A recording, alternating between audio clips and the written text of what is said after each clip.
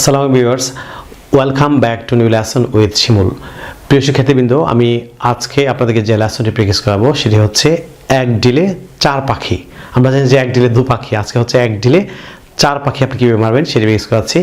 আজকের পর্বে আপনি স্পোকেন এবং ফ্রি রাইটিং আপনি অ্যাজ ইফ এবং অ্যাজ দো, লক্ষ্য করুন use of as if as though, আপনি অ্যাজ ইফ এবং অ্যাজ দো দিয়ে কীভাবে ফ্রি হ্যান্ড রাইটিং এবং স্পোকেন ইংলিশে হাজার হাজার বাক্য তৈরি করবেন। তাছাড়া যারা স্কুল কলেজ বিশ্ববিদ্যালয়ে পড়াশোনা করছেন, আপনারা কমপ্লিট সেন্টেন্স এবং রাইট ফর্মস ভাবে আপনি অ্যাজ ইফ এবং অ্যাজ দো দিয়ে কীভাবে বাক্য তৈরি করবেন সেটি প্র্যাকটিস করাচ্ছি। আজকের লেসনটি আমার লেখা and advisor of communicative English grammar language বইয়ের 183 পৃষ্ঠায় যে চ্যাপ্টারটি আছে সেখান থেকে প্র্যাকটিস করাচ্ছি। 186 পৃষ্ঠায় 183 হচ্ছে চ্যাপ্টার আর 186 হচ্ছে রুলটি দেওয়া আছে অ্যাজ ইফ এবং অ্যাজ দো। আপনারা যারা বইটি ইতিমধ্যে সংগ্রহ করেছেন, আপনারা এই মুহূর্তে বইটি খুলে আমার সঙ্গে যদি প্র্যাকটিস করেন, খুব সহজে আপনি অ্যাজ ইফ এবং অ্যাজ দো ব্যবহার করার মাধ্যমে আপনি ফ্রি হ্যান্ড রাইটিং এবং স্পোকেনে হাজার হাজার বাক্য তৈরি করতে পারবেন। তাছাড়া আপনি যারা স্কুল কলেজে পড়াশোনা করছেন, আপনাদের একাডেমিক সিলেবাসের কমপ্লিট সেন্টেন্স এবং রাইট ফর্মস ভাব আপনি খুব সহজে করতে পারবেন। So let's get started.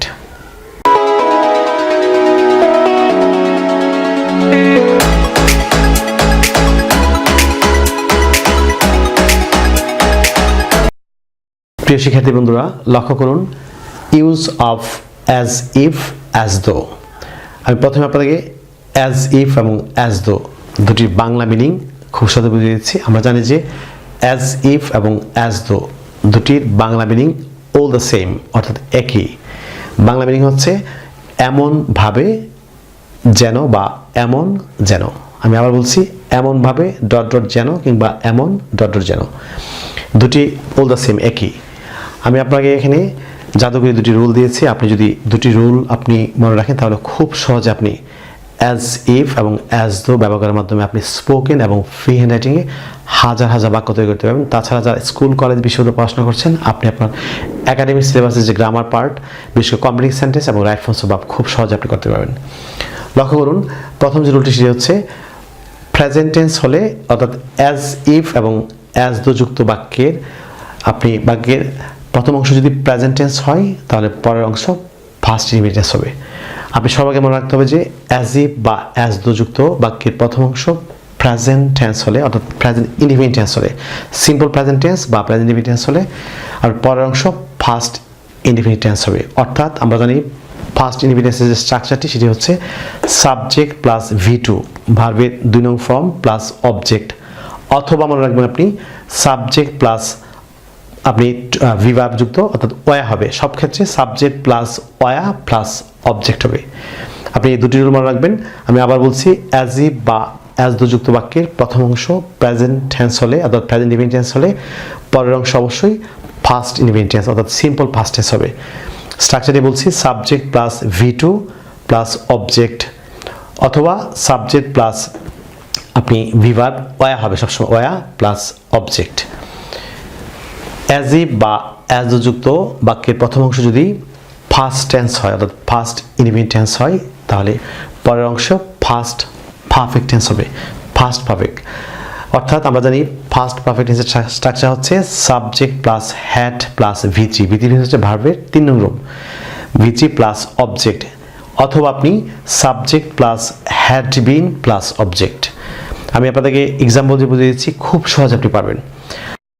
প্রিয় শিক্ষার্থীবৃন্দ, আপনারা যদি অ্যাজ ইফ এবং অ্যাজ দো দিয়ে বাক্য তৈরি করতে চান তাহলে আপনাদেরকে অবশ্যই সাবজাংটিভ মুড ভালোভাবে জানতে হবে। আমাকে সেদিন একজন কলেজের সম্মানীয় লেকচারের মধ্যে ফোন দিয়ে আমাকে বলেছেন যে স্যার, অ্যাজ ইফ এবং অ্যাজ দো যুক্ত বাক্যে আপনি দ্বিতীয় বাক্যে অ্যাজ ইফ এবং অ্যাজ দোর যে পরের বাক্যটি এটি কেন ফার্স্ট ইনডিফিনিট টেন্স বা ফার্স্ট পারফেক্ট হয় সেটি একটু বুঝিয়ে দেবেন। আপনি যদি কেন ফার্স্ট পারফেক্ট বা কেন ফার্স্ট ইনডিফিনিট হয়, অবশ্যই একটি যুক্তি আছে, সেটি হচ্ছে সাবজাংটিভ মুড।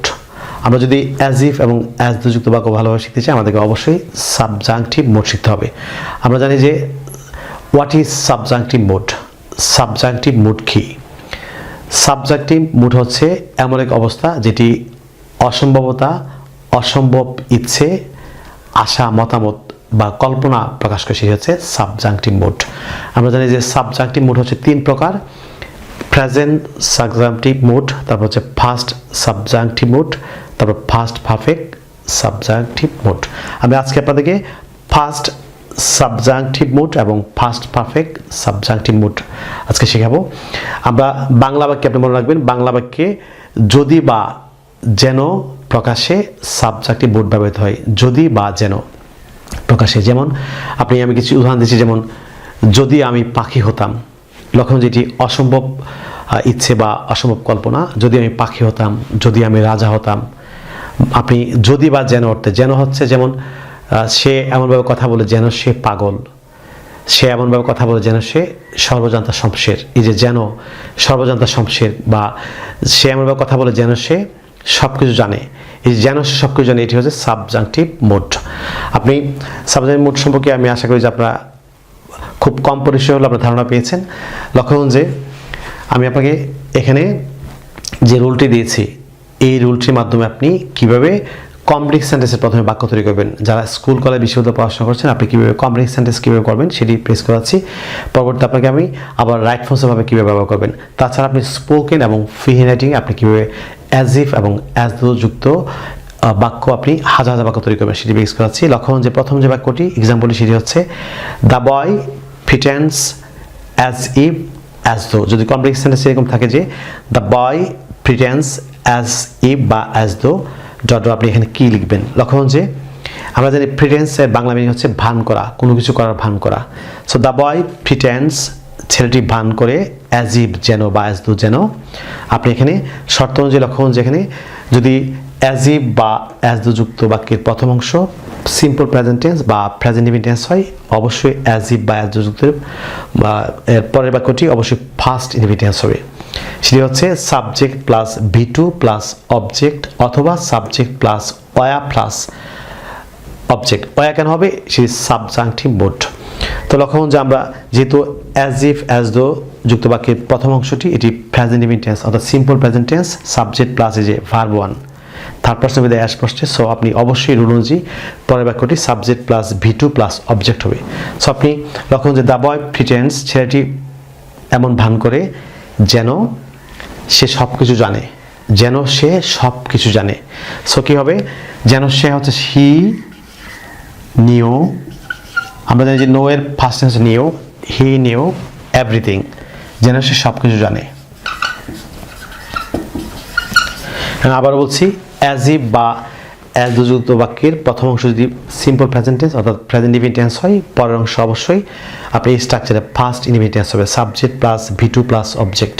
লক্ষণ যে he knew everything, subject he, new হচ্ছে নো নিউ, এটি V2, তারপর লক্ষণ যে অবজেক্ট হি নিউ এভরিথিং, যেন সে সব কিছু জানে। ছেলেটি এমন ভান করে যেন সে সব কিছু জানে, এই যে এমন ভাবে বা এমন ভান করে যেন সে সব কিছু জানে।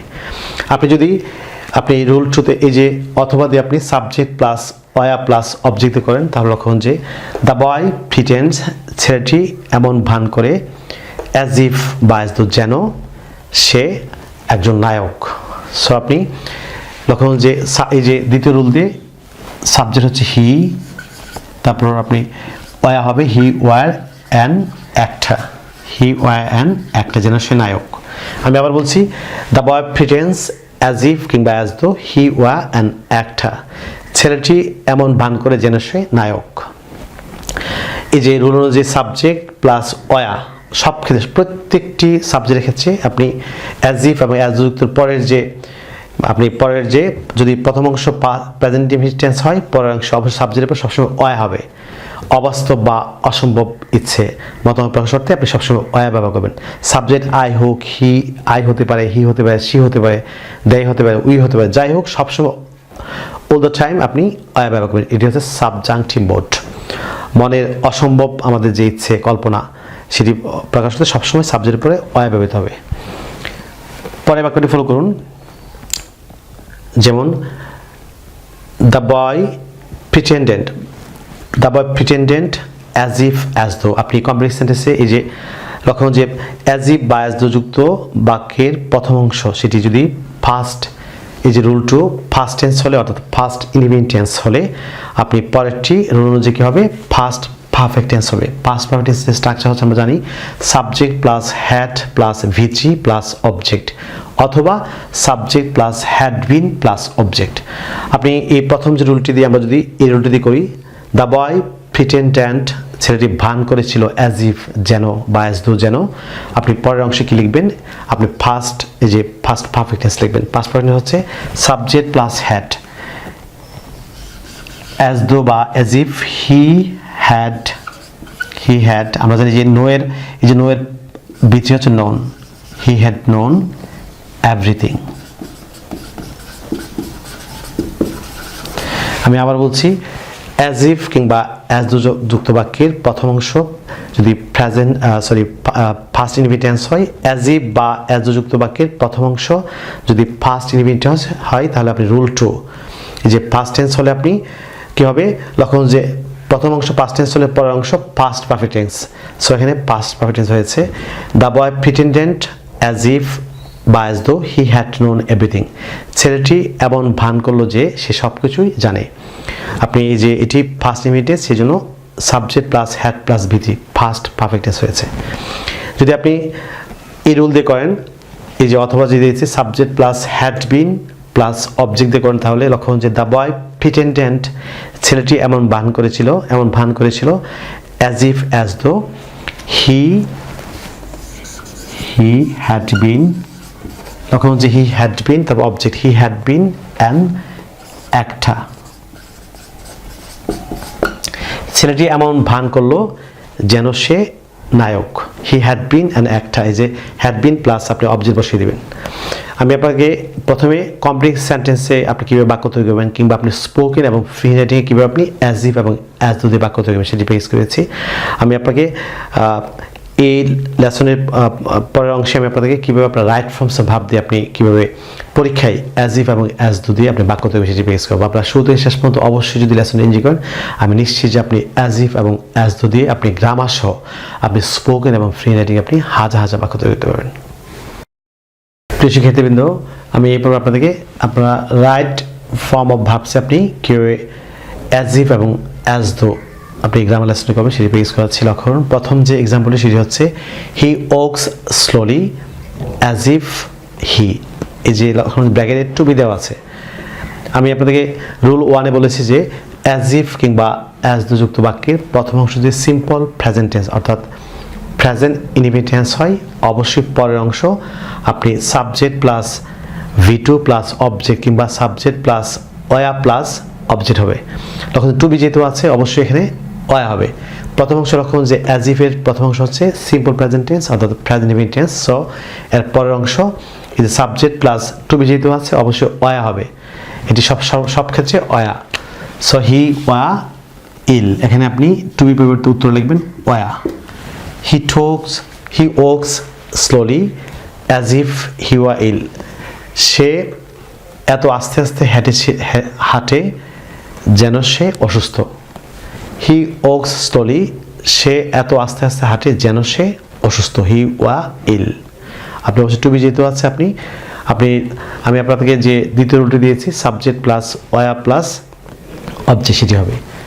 পরেরটি লক্ষণ he talks as if he to be mad, লক্ষণ যে অ্যাজ ইফ বা অ্যাজ যুক্ত বাক্যের প্রথম অংশ যদি সিম্পল প্রেজেন্ট টেন্স হয়, অবশ্যই পরের অংশ আপনি ফার্স্ট ইনডিফিনিট টেন্স হবে। সো এখানে হি টক্স অ্যাজ ইফ হি ওয়া ম্যাড, সে এমনভাবে কথা বলে যেন সে পাগল। হি ওয়া টু বি যেহেতু আছে, এটি ডেফিনেটলি ওয়া হবে সব ক্ষেত্রে।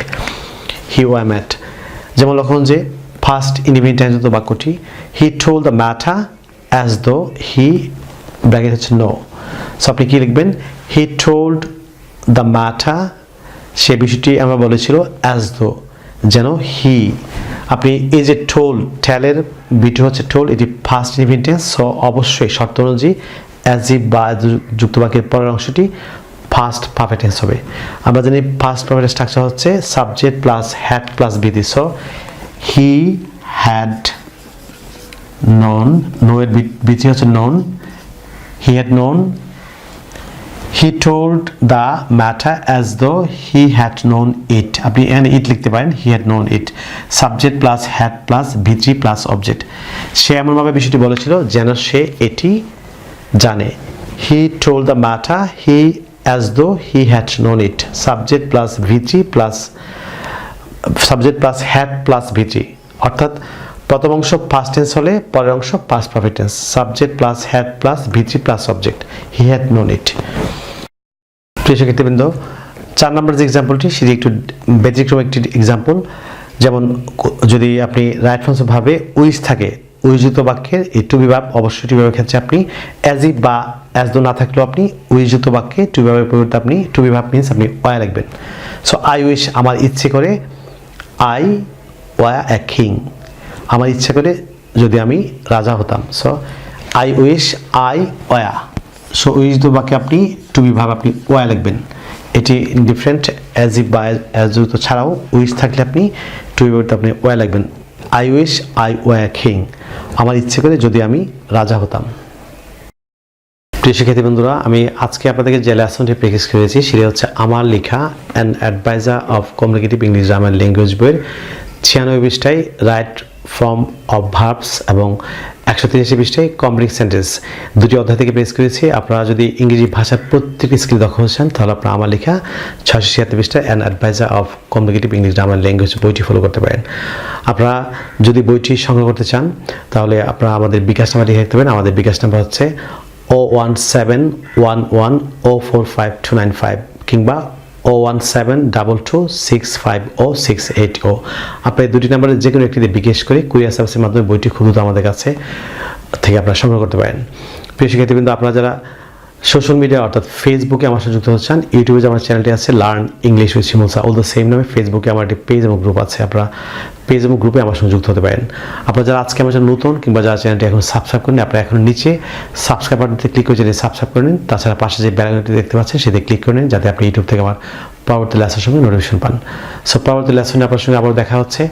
আপনার সঙ্গে ভালো থাকুন, আপনার জন্য শুভকামনা। সো নাম today I will see you in another video. Till then, আল্লাহ হাফেজ, বাই বাই।